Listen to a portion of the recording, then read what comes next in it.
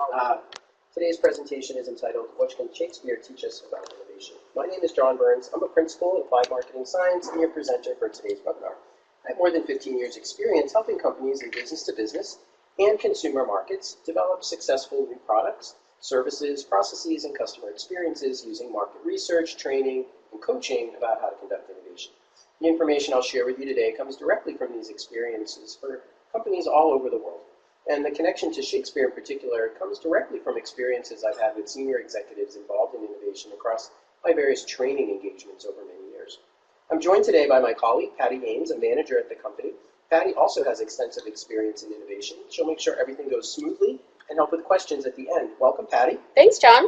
The purpose of our coffee break webinars is to provide a short presentation that highlights key topics related to innovation and insights. The presentations are not comprehensive, but instead they touch on key points we believe are important to successful innovation. Just so everyone knows, all the audience microphones are on mute, but we will take questions at the end. So I encourage you to submit them by typing them in the chat window on the right side of your screen, and we're recording the session as well.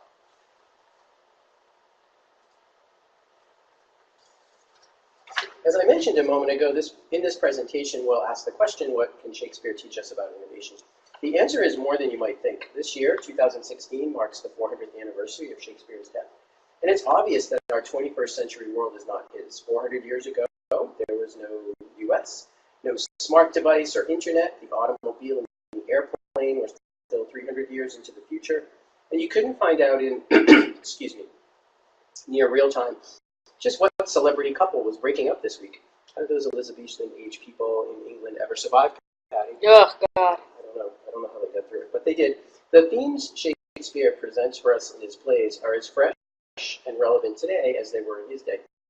In fact, the timeless quality of his work is one reason why new productions of Shakespeare's plays occur all over the world every year, and film adaptations appear on the screen all the time. What does this have to do with business?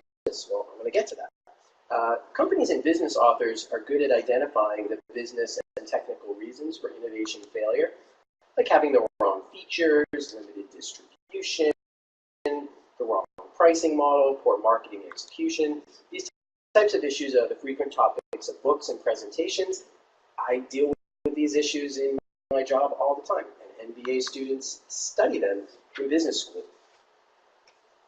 These companies and authors are far less effective at identifying how often very deep-seated human flaws can lead to bad decisions about innovation, just as in Shakespeare's tragedies. And these decisions can have consequences for innovation every bit as devastating as they are for the characters in his plays, which is to say they can kill your innovation.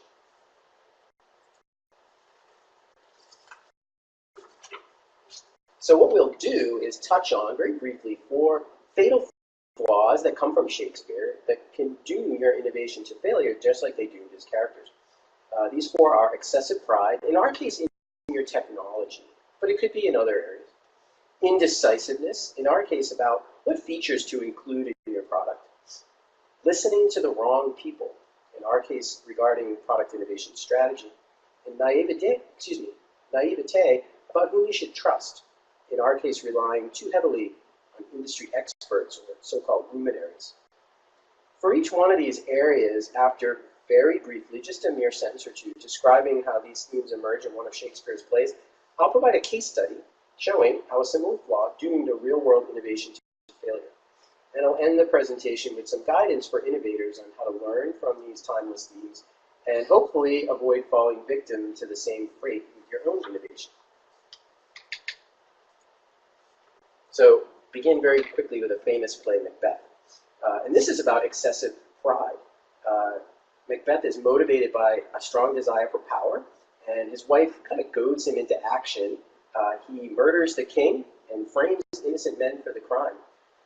Ultimately, he succeeds in gaining the throne, but his hidden guilt drives him into madness, and it all ends with pretty much everyone dying, as in many of the Shakespeare tragedies. Now I'll describe a company whose innovation suffered from this flaw, excessive pride, in this case, in their technology. This doesn't have any of the blood, murder, and deceit, so it's a little less dramatic, but nevertheless was very important for the people who lived through it. $500 million medical products manufacturer was one of several companies that developed products drastically reducing the time required to perform an important type of analysis on critically ill patients.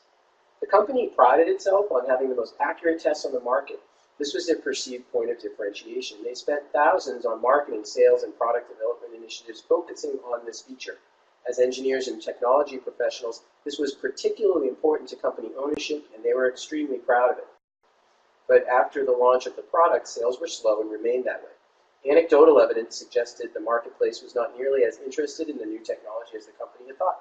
Therefore, the company conducted extensive and sophisticated research to find out why. The company learned that healthcare professionals never gave accuracy a second thought. You see, if the product had the approval of the Food and Drug Administration, medical professionals assumed it was accurate. They worried far more about training their staff and performing maintenance on this new machine that was now present in their already busy hospital rooms. Unfortunately, the new device was not easy to use or understand, but overly prideful about the importance of the accuracy of their machine, of the technology itself. The company had developed a product that matched their vision of technological greatness, but it displayed almost no appreciation for the day-to-day needs of the healthcare professionals who